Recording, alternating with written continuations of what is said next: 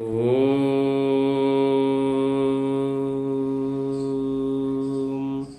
ओम श्री गणेशाय नमः। ओम जय श्री राम। ओम जय श्री कृष्ण। ओम श्री दुर्गाय नमः। ओम जय श्री काशी विश्वनाथ श्री शंकर शंभु। हेलो फ्रेंड्स, मैं आज जो वीडियो बना रहा हूँ वो आगामी 2024 में होने वाली 18वीं लोकसभा के लिए चुनाव का उसको लेकर के अनुमान या प्रिडिक्शन जो बोल लीजिए है। इसमें मैंने कुछ हालांकि एजम्पशंस किए हैं, क्योंकि मैंने जो जो प्रिडिक्शन वगैरह का जो मैंने डाटा वगैरह किया है वो जनवरी में किया है, और अभी चूंकि मेरे पास टाइम उतना नहीं था तो मैं अभी चूंकि अप्रैल में बना रहा हूँ तो जनवरी के अकॉर्डिंग ही ये एजम्पशंस हैं। और यही कारण है कि अलायंस के से भी रिलेटेड जो मेरे एजम्पशंस है वो ऐसे ही हैं। सो होप आप ये वीडियो देखेंगे, आपको अच्छा लगेगा और कमेंट्स करके बताइए कैसा है। और हम स्टार्ट करते हैं अपने नॉर्दर्न स्टेट से, यानी अगर तो पहला राज्य जो है वो है जम्मू कश्मीर, और उसमें लद्दाख है। तो एक यूनिट अगर मान के चले तो ये टोटल 6 सीट्स हैं। तो इसमें पॉलिटिकल पार्टी में अगर बीजेपी को देखा जाए तो वो 61% के साथ 6 सीट अपने पक्ष में रख सकती है। Congress, national conference, PDP 11% vote each मिलेगा सबको, लेकिन उन्हें सीट्स की संख्या उनकी 0 ही रहेगी। अदर्स 6% के साथ 0 सीट लेंगे। अगला स्टेट, हिमालयन स्टेट जो हमारे पास है वो है उत्तराखंड। उत्तराखंड में 5 सीटें हैं। बीजेपी को 80% वोट मिलने का अनुमान है, और पांचों सीट बीजेपी को मिलेगी। कांग्रेस 19% यानी 19% के साथ 0 सीट, और अदर्स 1% के साथ 0 सीट्स। उसी प्रकार हिमाचल में टोटल 4 सीट्स हैं, तो बीजेपी को 80% वोट के साथ 4 सीट्स, कांग्रेस 19 या अर्थात 19% के साथ 0 सीट्स, और अदर्स 1% के साथ 0 सीट्स। तो ये हमारा 3 हिमालयन स्टेट्स को लेकर था। अब अगला जो है वो नॉर्थ वेस्ट के दो स्टेट्स है। तो पहला पंजाब है, उसमें टोटल 13 सीट्स। तो बीजेपी को यहाँ पे 65% 65% वोट शेयर मिल सकता है। नंबर ऑफ सीट्स उनकी 10 रह सकती है। कांग्रेस 23% के साथ 3 सीट, आप 3% के साथ 0 सीट्स, शिरोमणि अकाली दल 3% के साथ 0 सीट्स, अदर्स 6% के साथ 0 सीट्स। हरियाणा में टोटल 10 सीट्स है, 10 सीट्स है। बीजेपी 65% वोट के साथ 10 की 10 सीट जीत सकती है। कांग्रेस 23% के साथ 0 सीट्स, आप 3% के साथ 0 सीट्स, और INLD 3% के साथ 0 सीट्स। अदर्स 6% के साथ 0 सीट्स कर सकते हैं। तो ये दो नॉर्थ वेस्ट स्टेट्स का भी प्रिडिक्शन हो गया। अब तीसरा है जो सेंट्रल नॉर्थ वेस्ट स्टेट्स है, 2 स्टेट्स है उनकी। तो इसमें 2 राज्य हैं। पहला है मध्य प्रदेश, MP। तो टोटल 29 सीट्स है। वहाँ पे बीजेपी को 71% वोट के शेयर के साथ 29 की 29 सीट्स मिल जाएगी। कांग्रेस 18% के साथ 0 सीट्स, अदर्स 11% के साथ 0 सीट्स। राजस्थान टोटल 25 सीट्स है, 25 सीट्स है। बीजेपी 75% 75% वोट शेयर का 25 सीट्स, कांग्रेस 15% वोट के साथ 0, और अदर्स 10% के साथ 0 सीट्स। सो इसके बाद चलते हैं हम थोड़ा सा फर्दर वेस्ट की तरफ। अगर हम जाएं तो हमें गुजरात मिलेगा। टोटल 26 सीट्स है, 26 सीट्स है। बीजेपी 84% यानी 84% वोट के साथ 26 की 26 सीट्स जीत सकती है। कांग्रेस 3% वोट के साथ 0, आम आदमी पार्टी 3% के साथ 0, अदर्स 10% के साथ 0। छत्तीसगढ़ में टोटल 11 सीट्स है। बीजेपी 87% वोट के साथ 11 सीट जीत सकती है। कांग्रेस 11% वोट के साथ केवल कोई सफलता नहीं मिलेगी, और अदर्स 2% के साथ 0 सीट्स। झारखंड में टोटल 14 सीट्स है। हम अगर छत्तीसगढ़ जो सेंट्रल स्टेट है, और झारखंड तो एक तरह से था सेंट्रल ईस्टर्न स्टेट्स बोल दिया जाए, तो फर्दर वेस्ट से हम से ईस्ट जा रहे हैं। तो झारखंड में अब यहाँ पे मैंने कुछ एजम्पशंस ले रखी हैं। देखिए, बीजेपी और आजसू का एनडीए में है, वो साथ में चुनाव लड़ेंगी, और कांग्रेस और जेएमएम जो अपोजिशन पार्टी हैं वो अलग से हैं। तो बीजेपी को 53% 53% वोट और आजसू को 16% 16% यानी 16% वोट के साथ अगर दोनों का अगर हम जोड़ दिया जाए तो 69% यानी 69% वोट होगा। 10 सीट है बीजेपी को और आजसू को 4 सीट, और 14 की 14 सीट जीत सकती है। कांग्रेस और जेएमएम 6% ईच के साथ रहेंगे, तो लेकिन सीट्स की संख्या इनकी 0 रहेगी। अदर्स 19% 19% के साथ 0 सीट्स। तो ये 3 स्टेट्स हो गए। अब महाराष्ट्र, मतलब उसकी सेंट्रल वेस्ट या सेंट्रल साउथ वेस्ट, जो आप बोलना चाहे वो बोल सकते। तो यहाँ पे एनडीए में जो पार्ट है ऐसा है, बीजेपी है, शिवसेना एक नाथ शिंदे वाली, और एनसीपी अजित पवार है। बाय द वे ये दोनों जो फैक्शन है ऑफिशियल फैक्शन है पार्टीज की, according to ECI, Election Commission of India के अकॉर्डिंग। तो अगर हम बात करें तो 48% वोट शेयर के साथ बीजेपी का 48% वोट शेयर ला सकती है, और शिवसेना और एनसीपी दोनों अपने अपनी ऑफिशियल जो है वो 10% वोट के साथ ऐड करेंगी, तो ऐड ऑन होकर 68% आएगा। बीजेपी को 36, इस अलायंस में 36 सीट्स यानी 36 सीट मिलेगी, और शिवसेना और अजित पवार 6, एनसीपी और एक नाथ शिंदे की शिवसेना 6 सीट के साथ 48, टोटल 48 की 48 एनडीए को मिल जाएगी। अपोजिशन में कांग्रेस, एसएस और एनसीपी है। तीनों पार्टी 10% ईच वोट लाएगी, और कि उन्हें कोई भी सीट नहीं मिलेगी। कर्नाटका में अगर देखा जाए तो बहुत पहले ही बीजेपी और जेडीएस का अलायंस चूंकि अनाउंसमेंट हो गया है, तो उसके अकॉर्डिंग अगर हम करते हैं तो 46% वोट के साथ यानी 46% वोट के साथ बीजेपी 20 सीट ले रही है, और जेडीएस 28% वोट शेयर के साथ 8 सीटें ले रही है। तो ओवरऑल जो एनडीए का टोटल वोट शेयर है 74% 74% है, और पूरी की 28 सीट एनडीए अपने खाते में जोड़ रही है। कांग्रेस 13% 13% के है, लेकिन उसे कोई भी सीट नहीं मिली, और 10 को 13% है और उन्हें 0 सीट्स मिली है। तो कर्नाटका अगर देखा जाए तो साउथ में है, और ये प्योर प्रॉपर साउथ में है। अब हम लोग थोड़ा सा साउथ में ही अगर देखा जाए तो थोड़ा सा सेंट्रल साउथ देखें तो तेलंगाना और आंध्रा में, यहाँ पे मैंने एजम्पशन किया है क्योंकि बीजेपी और जनसेना पार्टी की ऑफिशियल मतलब अनाउंसमेंट हो गई है, तो अभी कौन और पार्टी होंगी नहीं होंगे ये उसका मैंने एजम्पशन नहीं किया है। तो अल्टीमेटली मैंने जो डिसाइड किया है, जो मान के चल रहा हूँ, ये यही कि एनडीए के पार्ट में बीजेपी तेलंगाना की सारी सीटें लड़ेगी, और जेएसपी पवन कल्याण पार्टी जनसेना पार्टी वो पूरे आंध्रा का सीट लड़ेगी। तो अब हम प्रिडिक्शंस में चलते हैं। तेलंगाना में बीजेपी यानी जो एनडीए का पार्ट है बीजेपी, वो 56% लाएगी, तो टोटल एनडीए को भी 56% मिलेगा, और 17 की 17 सीटें बीजेपी को यानी एनडीए को मिल जाएगी। बीआरएस और कांग्रेस 6% के साथ, लेकिन कोई भी सीट नहीं मिलेगी दोनों पार्टियों को, और अदर्स 32% के साथ 0 सीट। आंध्रा में जेएसपी एनडीए का पार्ट है, तो वो जेएसपी 68%, तो एनडीए को भी 68%, और 25 की 25 सीट है जेएसपी को यानी एनडीए को 25। वाईआरसीपी 25% वोट के साथ, लेकिन सीट एक भी नहीं मिलेगी, अदर्स 7% लेकिन 0। तो ये है हम यहाँ के लिए। अब हम साउथ में चल जाए तो तमिलनाडु के में चल जाते हैं पहले। तो टोटल 39 सीट्स हैं। यहाँ पे मैंने कुछ एजम्पशन किया है कि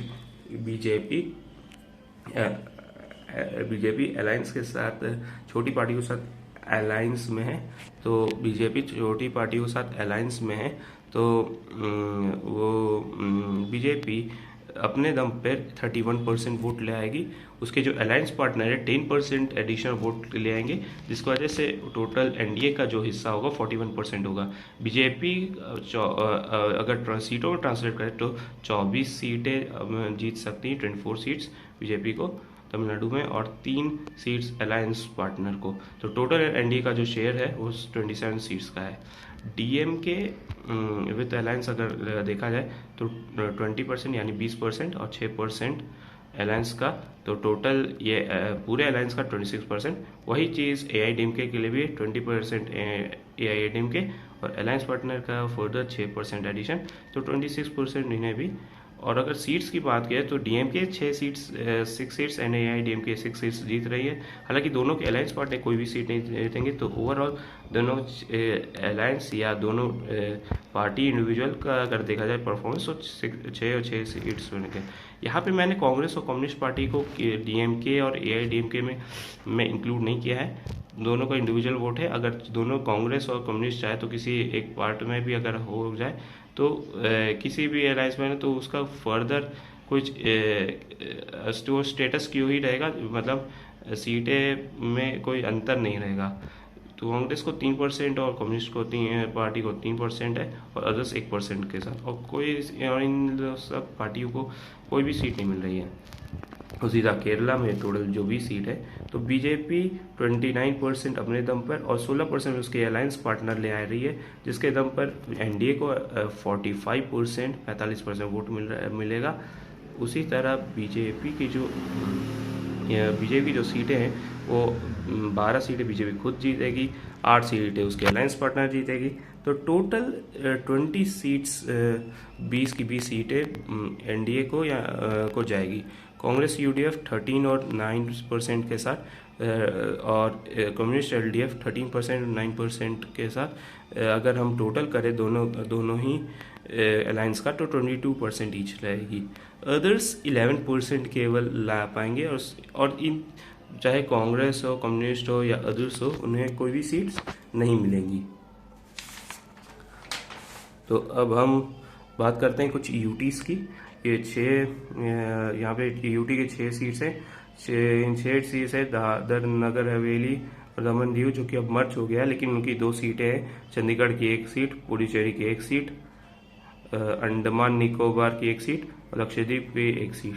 तो मैंने बीजेपी या अलायंस जो बात बोलो तो वो एग्रीगेट मैंने डाटा लिए के रूप में 51% वोट के साथ 6 की 6 सीट बीजेपी या एनडीए टोटल ले आएगी।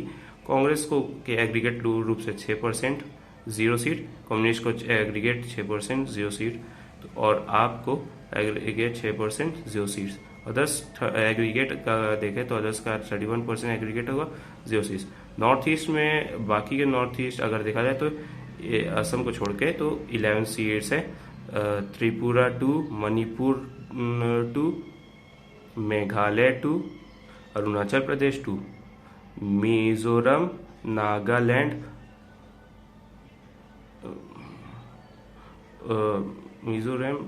और सिक्किम। हाँ, सिक्किम, ये 3 राज्य को मिला के 1-1 सीट है। तो ओवरऑल अगर हम देखा जाए तो 11 सीट्स होती हैं। तो बीजेपी या अलायंस एनडीए जो भी बोल लीजिए 51% के साथ वो 11 की 11 सीट ले रही है। कांग्रेस और कम्युनिस्ट पार्टी 10% ईच, लेकिन 0 सीट्स मिलेंगी। अदर्स 29% के साथ 0 सीट। गोवा में टोटल 2 सीट्स है। बीजेपी या अलायंस जो बोल लीजिए 51% 2 सीट्स के साथ, कांग्रेस 2% और आपको भी 2%, लेकिन सीटें एक भी नहीं। अदर्स को 45%, लेकिन सीटें 0।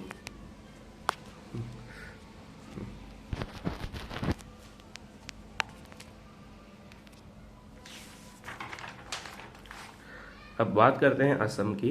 बाकी का जो नॉर्थ ईस्ट में टोटल 25 सीट है, जिसमें 11 अदर्स के असम के एक्सेप्ट असम के बाकी जो 7 राज्य हैं उनके है। और जो असम है उसके पास अकेले 14 सीट है। तो वहाँ पे बीजेपी को 56% वोट मिल सकती है। अलायंस अपने छोटे छोटे अलायंस पार्टनर को अगर इग्नोर, मतलब उनको हम बीजेपी में ही को मैं इंक्लूड मैंने कर दिया, क्योंकि ज़्यादा वो मतलब क्या बोलते हैं ओवरऑल अगर भारत के में कर दिया जाए तो ज़्यादा वो सिग्निफिकेंट रखते हैं, मतलब सिग्निफिकेंस उतना है नहीं अगर एग्रीगेट डाटा पे देखें।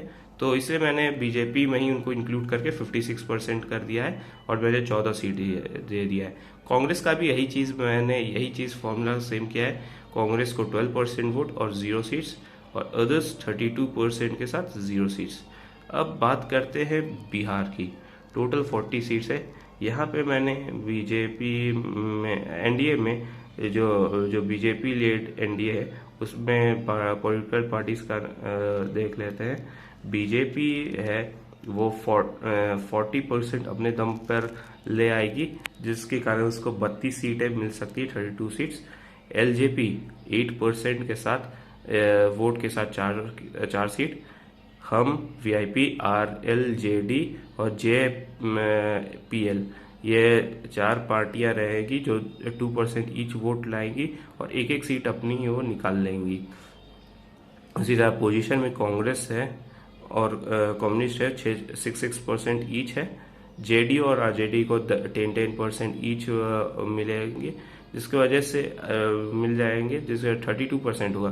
लेकिन अगर देखा जाए तो 40 की 40 सीट है, ये एनडीए खाते में जाएंगे। अपोजिशन को 0 मिलेगा और अदर्स को सिर्फ 12 रहेंगे % वोट के साथ, लेकिन सीटें कुछ नहीं होंगी। अगर हम बंगाल की बात करें तो बीजेपी 69% वोट परसेंटेज के साथ 69% के साथ 42 यानी 42 सीटें 42 सीटें रहेगी। कांग्रेस, कम्युनिस्ट और टीएमसी को 6% के साथ 0 सीट्स मिलेंगी। अदर्स 13% के साथ 0 सीट। उड़ीसा में टोटल जो 21 सीट्स है वो बीजेपी 63% 63% के साथ 21 सीट्स। कांग्रेस, कम्युनिस्ट 3% ईच, लेकिन सीट 0। बीजेडी वहाँ लोकल पार्टी है 21% लेकिन 0 सीट्स, और अदर्स 10% के साथ 0 सीट्स।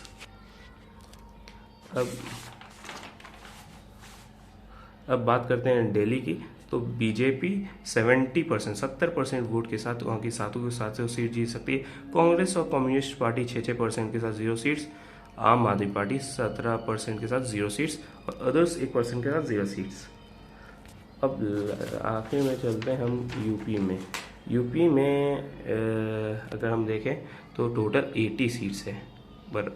तो अगर हम टोटल 80 सीट्स की बात करें तो इसमें छोटी छोटी जो पार्टियां हैं सभी अलायंस की, मैंने उनको चूँकि ओवरऑल एग्रीगेट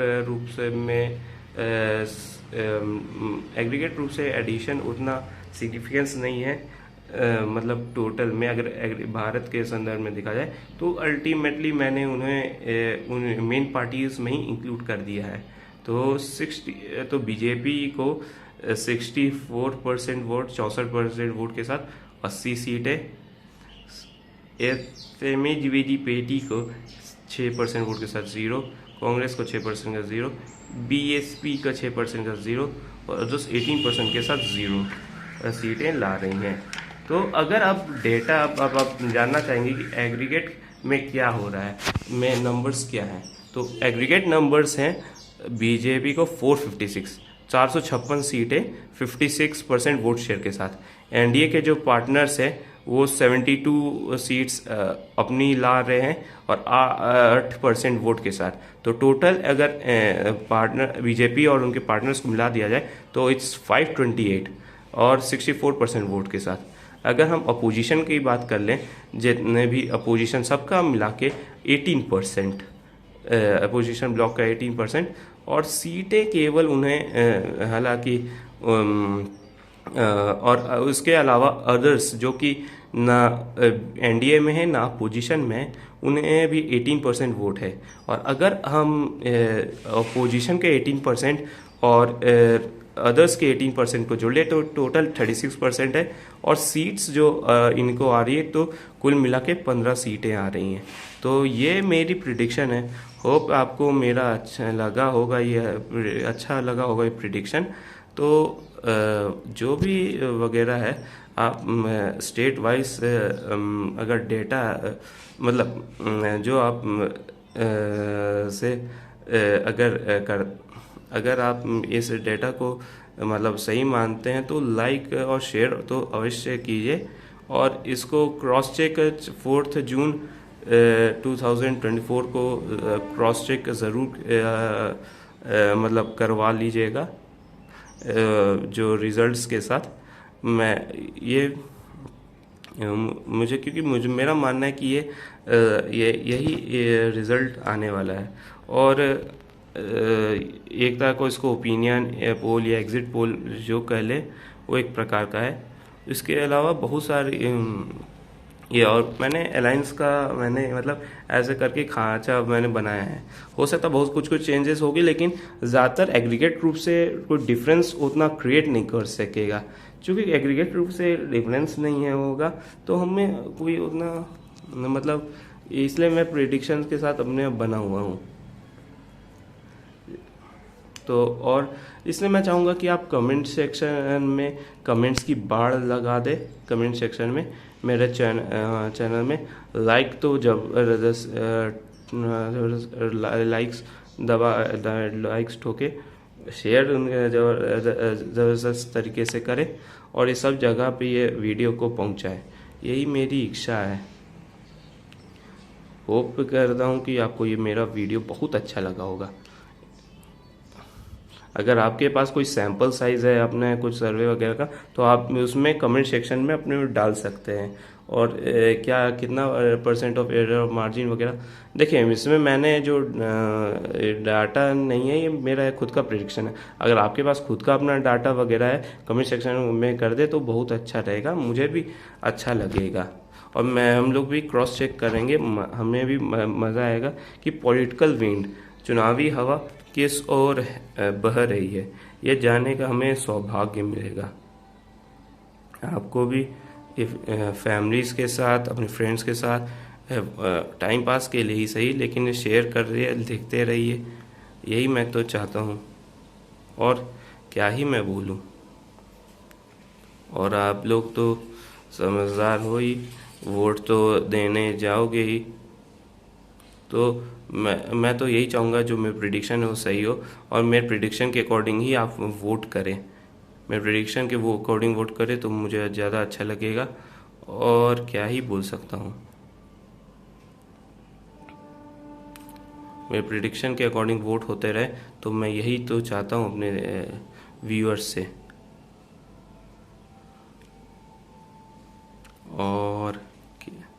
और क्या बात करूं, अभी तो थोड़ा सा वीडियो थोड़ा सा लंबा बनाना है, तो और बताते रहिएगा क्या सजेशंस वगैरह हैं, क्या करना चाहिए प्रेडिक्शन चैनल्स वगैरह के लिए। हालांकि और अब मैं फ्रीक्वेंसी थोड़ी सी बढ़ा दिया करूं वीडियोस को। तो अब लास्ट में हम मंत्र वगैरह उच्चारण करते हैं। ओम ओम श्री गणेशाय नमः। ओम जय श्री राम। ओम जय श्री कृष्ण। ओम श्री दुर्गाय नमः। ओम जय श्री काशी विश्वनाथ शिव शंकर शंभु।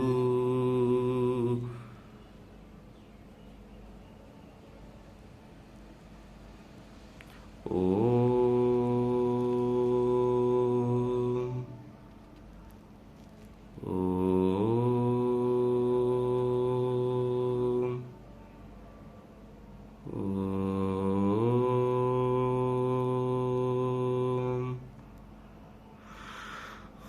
ओम।